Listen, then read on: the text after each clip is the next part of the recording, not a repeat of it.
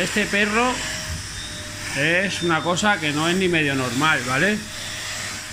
Mira.